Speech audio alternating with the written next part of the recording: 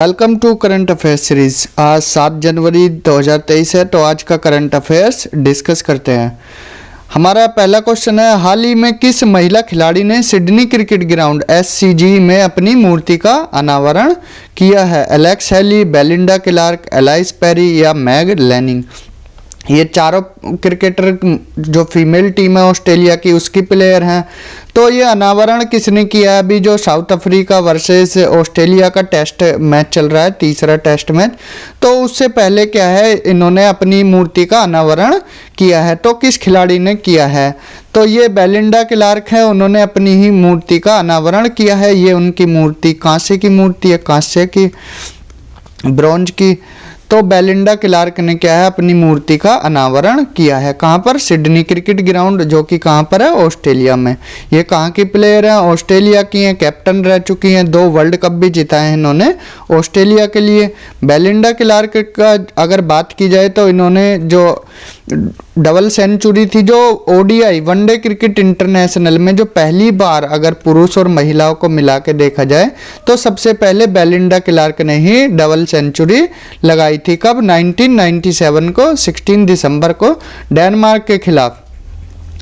उसके बाद 2010 में किसने लगाई? सचिन तेंदुलकर ने। तो उनसे 13 साल पहले ही बेलिंडा क्लार्क ने डबल सेंचुरी लगा दी थी। उनकी कप्तानी में ऑस्ट्रेलिया ने 1997 वर्ल्ड कप और 2005 का वर्ल्ड कप जीता है। जो उनकी ये मूर्ति है उसका वो किसकी है? कांसे की बनी हुई है। और बेलिंडा क्लार्क ऐसी महिला क्रिकेटर बन गई हैं जिनकी ये प्रतिमा लगाई गई है। जो ये बेलिंडा क्लार्क ने ODI में डबल सेंचुरी लगाई थी, क्या इसके बाद किसी और ने लगाई है क्या ODI में? तो इसके बाद जो न्यूजीलैंड की प्लेयर हैं एमलिया केर, उन्होंने किसके खिलाफ लगाई है? आयरलैंड के खिलाफ। एमलिया केर जो कि ऑलराउंडर हैं, उन्होंने आयरलैंड के खिलाफ कितने 232 रन बनाए हैं। तो ये था कुछ बेलिंडा क्लार्क के बारे में। हमारा नेक्स्ट क्वेश्चन है, हाल ही में अक्टूबर 2023 का अनावरण कहाँ किया गया? अक्टूबर 2023 जो कि किसके लिए है? नॉर्थ ईस्ट के जो राज्य हैं, नॉर्थ ईस्टर्न स्टेट, पूर्वोत्तर राज्य हैं, उनके लिए मनाया जाता है। कहाँ पर मनाया जा रहा है? ये तमिलनाडु में। जो तमिलनाडु के गवर्नर हैं कौन? RN रवि, उन्होंने इसका जो उद्घाटन किया कहाँ पर? तंजावुर में, अक्टूबर 2023 का। कब से कब तक? 3 जनवरी से 6 जनवरी तक ये आयोजित किया गया है। और अक्टूबर 2023 में जो भाग लिए हैं 7 बहनें और 1 भाई ने लिया है, मीन्स 7 सिस्टर्स। और जो इनका एक भाई है सिक्किम, उन्होंने 8 राज्य ने क्या है पार्टिसिपेट किया है। 7 सिस्टर्स राज्य कौन से? आसाम, मेघालय, मिजोरम, नागालैंड, त्रिपुरा, मणिपुर और अरुणाचल प्रदेश, और 1 सिक्किम है। तो ये टोटल 8 राज्य ने यहाँ पर क्या है भाग लिया है। ये वहाँ का पोस्टर है। तो पार्टिसिपेट जो स्टेट्स हैं वो 8 राज्य हैं। कब से कब तक चला? ये 3 जनवरी से 6 जनवरी के बीच चला। कहाँ पर? तंजावुर तमिलनाडु में। तो ये चीज़ें आप याद रखना। नेक्स्ट क्वेश्चन है हमारा, हाल ही में दुनिया की सबसे लंबी नदी क्रूज गंगा विलास कहाँ से कहाँ के बीच शुरू हुई है? वाराणसी से डिब्रूगढ़, गढ़मुक्तेश्वर से हुगली, बिजनौर से प्रयागराज, हरिद्वार से छपरा। तो ये जो गंगा विलास क्रूज है, देखिए ये क्रूज कौन सा है? गंगा विलास है। तो सबसे लंबी दूरी इसने तय की है, कितनी? अप्रोक्स 3200 किलोमीटर की। तो कहाँ से कहाँ? वाराणसी उत्तर प्रदेश से डिब्रूगढ़ आसाम तक, बांग्लादेश होते हुए भी। तो भारत और बांग्लादेश की नदियों से गुजरते हुए यह क्रूज 50 दिन की इसकी ड्यूरेशन है, 50 दिन का इसका समय काल है। और कितनी डिस्टेंस है? 3200 किलोमीटर की दूरी तय करेगा। टाइम पीरियड 50 दिन का है। जो भारत की फेमस नदियाँ गंगा, भागीरथी, हुगली, ब्रह्मपुत्र और जो वेस्ट कोस्ट नहर है, ये टोटल 27 नदियों से होते हुए 3200 किलोमीटर कवर करेगा। और ऐसा माना जाता है ये यात्रा जो है दुनिया की सबसे लंबी यात्रा होगी। हमारा नेक्स्ट क्वेश्चन है, विश्व युद्ध अनाथ दिवस कब मनाया जाता है? 4 जनवरी, 6 जनवरी, 23 जनवरी या 24 जनवरी? जो विश्व युद्ध अनाथ दिवस है वो 6 जनवरी को मनाया गया। 6 जनवरी को किस लिए मनाया जाता है? देखिए ये अनाथ बच्चे हैं, जो विश्व युद्ध अनाथ दिवस पर जो अनाथ बच्चे हैं उनके द्वारा जो सहन किए गए आघात हैं, मतलब जो परेशानियां हैं, तो उसको जागरूक करने के लिए कार्यक्रम प्रोग्राम्स चलाए जाते हैं, तो उनके लिए ये आयोजित किया जाता है। तो शुरुआत किसने की थी? फ्रांस का एक संगठन है, ऑर्गेनाइजेशन है, कौन सा? SOS infants and death rates. ये क्या है? फ्रेंच लैंग्वेज में लिखा गया है। तो ये उनका ऑर्गेनाइजेशन है। इसका नाम चाहे तो आप याद रख सकते हैं, वैसे एग्जाम में इतना टफ आएगा नहीं। तो ये क्या है, उनका उद्देश्य क्या है? जो भी युद्ध से प्रभावित बच्चे हैं उनकी मदद करना। और जो यूनिसेफ है उन्होंने क्या अनाथ की डिफाइन दी है। अनाथ बच्चा कौन हो सकता है? जो 18 वर्ष से कम उम्र का बच्चा है, उसको अनाथ तब बोला जाएगा जिसकी मृत्यु के कारण एक या दोनों माता पिता खो दिए हों, या तो उनका एक पेरेंट्स या दोनों ही पेरेंट्स खो दिए गए हैं। 18 साल से उम्र कम है तो उसको अनाथ माना जाएगा according to UNICEF. Next question है हमारा, हाल ही में असम सरकार द्वारा असम वैभव पुरस्कार 2023 किसे दिया जाएगा? ये असम का सर्वोच्च पुरस्कार है, असम वैभव पुरस्कार। Doctor Tapan Saikia, doctor Monisha Rawat, doctor Manoj Gupta, doctor Arun P. तो ये जो पुरस्कार है ये असम सरकार द्वारा दिया जा रहा है तपन सैकिया जी को, जिन्होंने कैंसर के इलाज में उनके योगदान के लिए उनको ये असम वैभव पुरस्कार दिया जाएगा। 2022 का किसको मिला था? ये रतन टाटा जी को मिला था, रतन टाटा जी को 2022 का, और 2023 का तपन सैकिया को। तो जो असम वैभव पुरस्कार की बात की जाए, असम का ये सर्वोच्च नागरिक पुरस्कार है। इसके अलावा जो भी जिसको ये पुरस्कार मिलता है उसका लाइफ टाइम का जो पूरे जीवन का सरकारी खर्चा है उस मुफ्त में किया जाता है।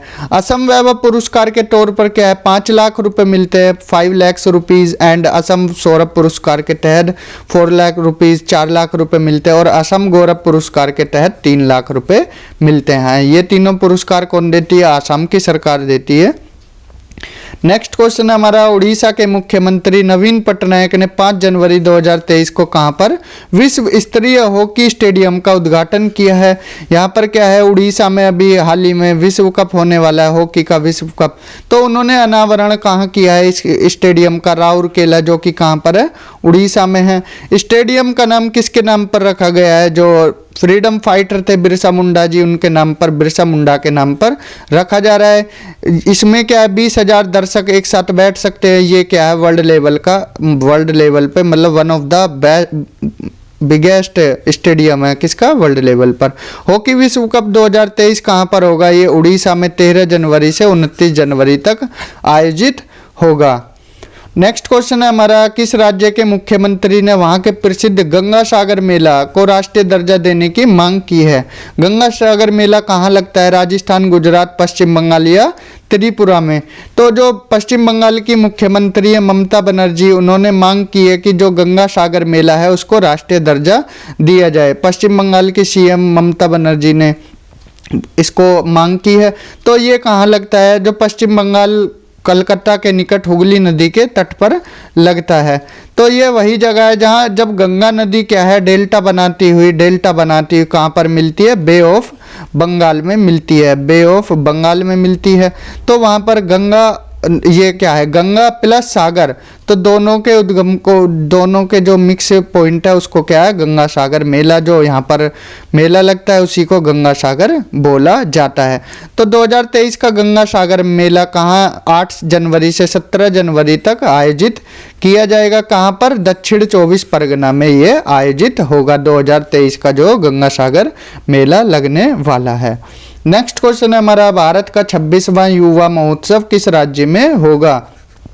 कर्नाटक, गोवा, पंजाब या तेलंगाना में? दो युवा महोत्सव किस लिए मनाया जाता है? स्वामी विवेकानंद जी की जो जयंती होती है उसकी याद में मनाया जाता है। कहाँ मनाया जाएगा ये 26वां? ये कर्नाटक में मनाया जाएगा, कर्नाटक के हुबली धारवाड़ वाले क्षेत्र में।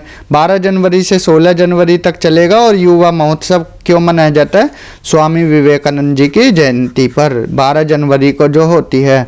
तो स्वामी विवेकानंद के बारे में देख लेते हैं। उनका जन्म कहाँ हुआ? 12 जनवरी 1963 को कलकत्ता में हुआ, जो कि अब कोलकाता के नाम से जाना जाता है। उनके बचपन का नाम क्या था? नरेंद्र नाथ दत्त था। उन्होंने अपने परिवार को ही 25 वर्ष की आयु में छोड़ दिया था और गेरुआ रंग धारण कर लिया था 25 वर्ष की उम्र में, और क्या बन गए थे? साधु बन गए थे। तो उन्होंने अपनी यात्रा क्या 23 मई 1893 को शुरू की और जापान के कई शहरों से उन्होंने पैदल यात्रा ही शुरू की।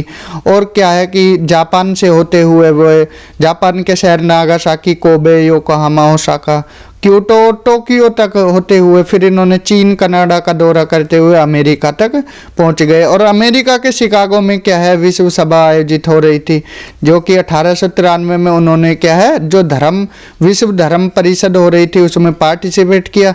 जब उन्होंने वहाँ स्पीच दी हिंदी भाषा में, तो वहाँ पर क्या है जो उनके विचार सुनकर सभी विद्वान क्या है चकित हो गए थे। तो वहाँ की मीडिया ने इन्फ्लुएंस होकर उनको साइक्लोनिक हिंदू का नाम दिया, साइक्लोनिक हिंदू का नाम दिया। ये टाइटल पूछ लिया जाता है। तो ये उठो जागो और तब तक नहीं रुको जब तक लक्ष्य प्राप्त नहीं हो जाता। ये लाइन किसकी है? ये स्वामी विवेकानंद जी की है। उन्होंने बोला था rise awake and stop not till the goal is reached. तो फिर उनकी मृत्यु कब हुई? 4 जुलाई 1902 को, कम उम्र में ही 39 वर्ष की उम्र में ही उनका निधन हो गया। तो आज हमने टोटल 8 क्वेश्चन डिस्कस किए हैं। तो आज के लेक्चर में इतना ही। Thank you. मिलते हैं अगले लेक्चर में। Till then bye, have a good day.